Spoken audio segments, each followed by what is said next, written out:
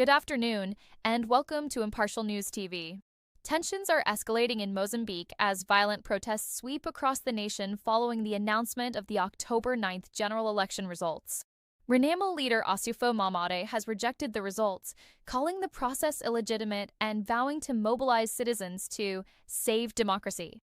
The Constitutional Council declared Frelimo-backed candidate Daniel Chapo as the winner with 65.17% of the votes, succeeding Felipe Nyusi.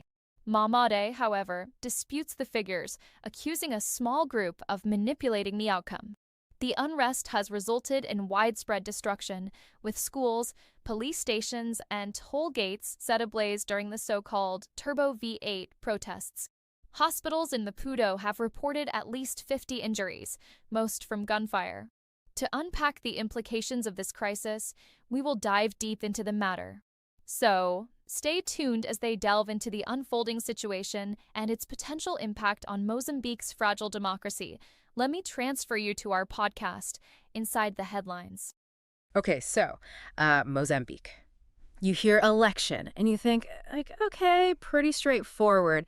But this one got complicated. Yeah, elections, especially in a place like Mozambique with their history, Exactly. can be really tense. One party in power for, forever. Yeah, Frelimo, almost 50 years. 49 to be exact. Wow. So this election, October 9th, everyone's watching, right? Is this the time things change?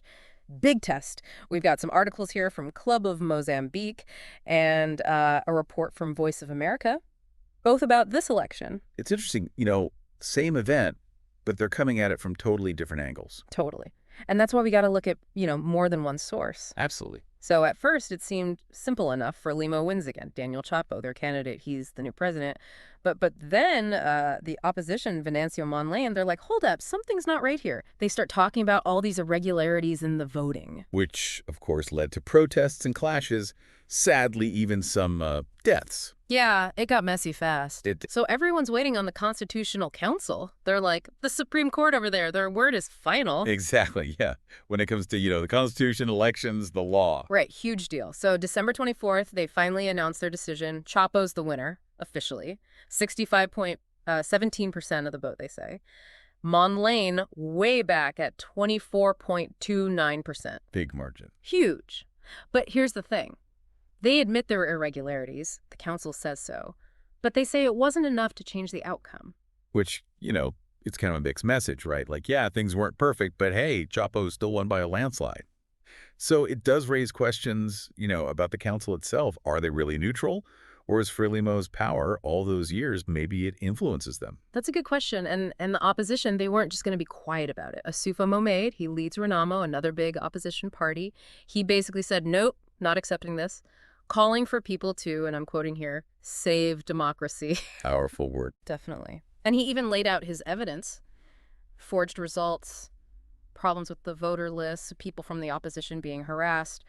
But as we're reading these sources, there's not a lot of hard proof. Interesting. So is it that these problems weren't as bad as Momade says?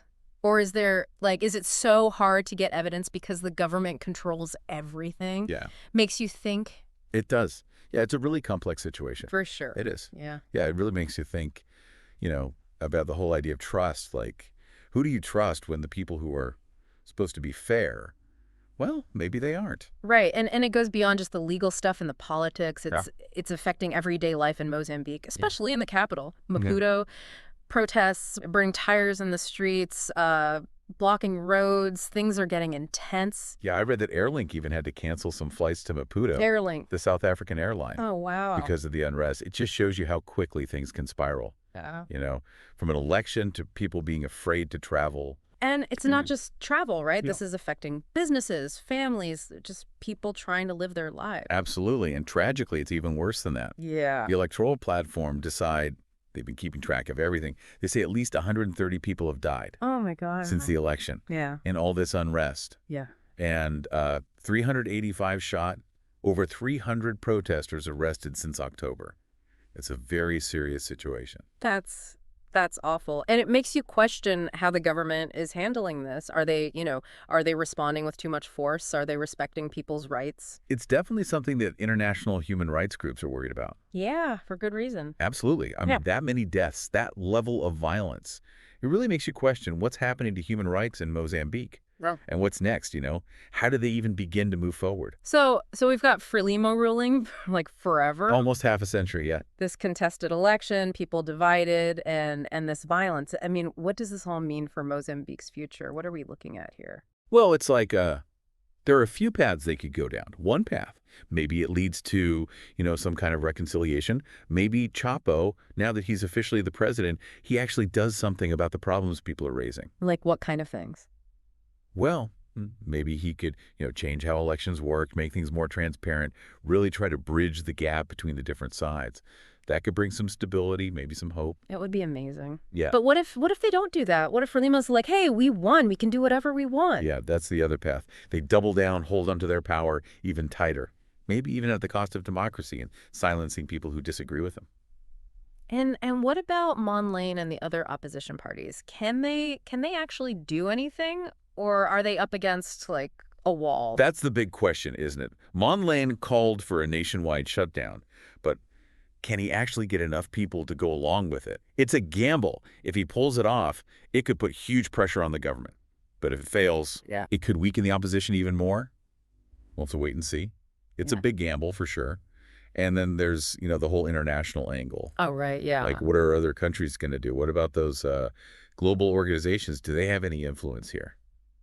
I mean, they have to be watching this, right? Yeah, definitely, especially when it comes to, human rights. Yeah. We've already seen those international groups expressing concern about the violence, how the government's handling the protests. And if things keep getting worse, well, you could see sanctions, Mozambique being isolated by other countries. Oh, wow. Maybe even, some kind of intervention, like from regional powers or even global powers. So Mozambique's at the, crossroads, right? The new president, not everyone thinks he won fairly. The opposition's angry. There's violence, unrest. And then this possibility of other countries getting involved. It's a lot. It is. It really is. And it kind of makes you realize, elections are just one piece of the puzzle. Yeah. It's all part of this bigger story, right? About how a country develops, how its politics evolve. It's never simple, is it? Nope. There are always twists and turns, unexpected events. Mm-hmm. And the choices those in power make and what the people do, that's what really shapes the future. It makes me think about how we often take democracy for granted. Yeah. It's just there. But seeing a country struggle like this, it shows you how fragile it is, how important it is to protect it. Absolutely. Democracy, it's not something you just watch. You got to participate, be aware, and hold those in power accountable. So, big picture, after this deep dive, what's the main thing you think our listeners should take away? Well, I think it's that this isn't just about Mozambique, right? It's about power. It's about the fight for democracy, for human rights. It's about the choices we make when things get tough. And the story's not over yet. It's still being written, yeah. Yeah. It's so easy to get lost in the details, but you're right. It's the bigger picture that matters. What kind of future does Mozambique want?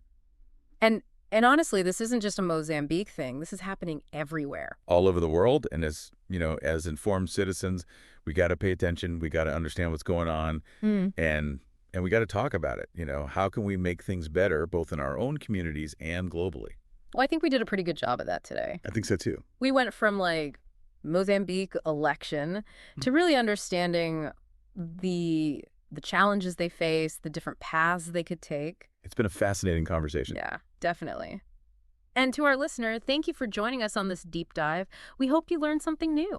Until next time, keep exploring, keep asking questions, and keep engaging with the world.